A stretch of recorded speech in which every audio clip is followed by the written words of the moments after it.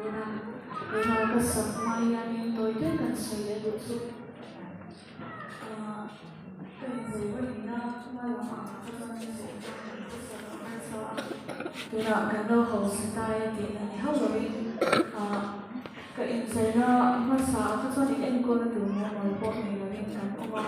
cái xong lại ba thua đây xong quá rồi lại ba sửa ca là thuộc là vấn đề bằng cái bên mình là hơi sẽ mình chỉ năng thì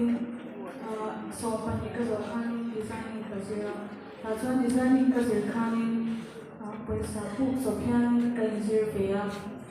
cái đồ lại ba thì phụcตัวเราจะมาcái phiตัวที่tôi muốn bày ra cái việc gì đó là cho nên cái việc khăn cái gì sau này thì cho cái gì rồi cái ý gì đó cái này ba cái lúc này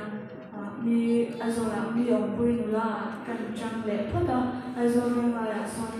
chen sang thung sang ha loi kan chiang na nói như thế này để cho cái độ để cho kan ba cái rồi rồi ta mà cho nên kan lao in kan lúa về chín năm thì cái như giống mình khoa cái gì mà rồi cho ai cho là hiện nay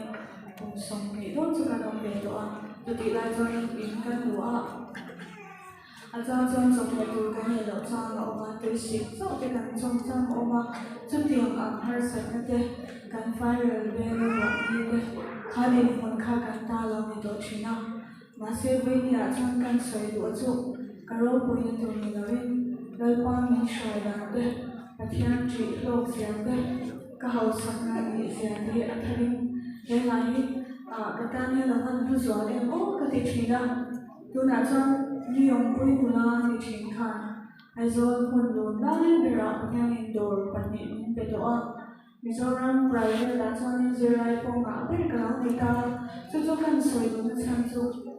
a hun nai khan har sanga sila pathian chỉ lo sila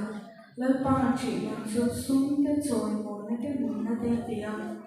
o nei to lam huwa lalpan o min pe a khaberu moi min pai sak pek nuwa pathian doctor te kar panin khabe tharam te a ti chuan pa ko chan upa sumol ve chani ko chan upa min pe to a in le lo ti in da min ti chin kha tu na chuan in le lo cha min pe to a mi ong pui lu la ni chin kha ai so la mon pe min pe pathian ni ai so na cha min pe khala ti chuan voi na hian ka ho sak na chuan pa ni em đông một sự xây dựng cái đồ chuyện mấy đó cần mà toàn đồ cho tiền chất son các khảo biên mấy khảo biên này đâu cái lần đàn giống giống biên số cần bị lại khăn mặc thì các hồ chỉ là đâu bằng phải cho nên một đồ cái lần đàn khảo mặc em này cho nên khảo biên này đâu thì số thì cái anh trong cái chuyện buồn buồn trang biên chuyện vì xin mà na cái gì mà sẽ cái này xua khăn là toàn đồ bà khăn mình lâu cả năm cái tôi đi thì khi mà nhà hàng xóm là tôi là hàng cái gì mà đi xem mấy thế cần hơn sao mấy thế mà sẽ lên qua cái chuyện này mình soi sang thế mình thì khi để làm một nhân thì trong lễ thì tình cần làm ngay thật rồi nha các hậu sẽ là lên qua thì là cảnh giác nha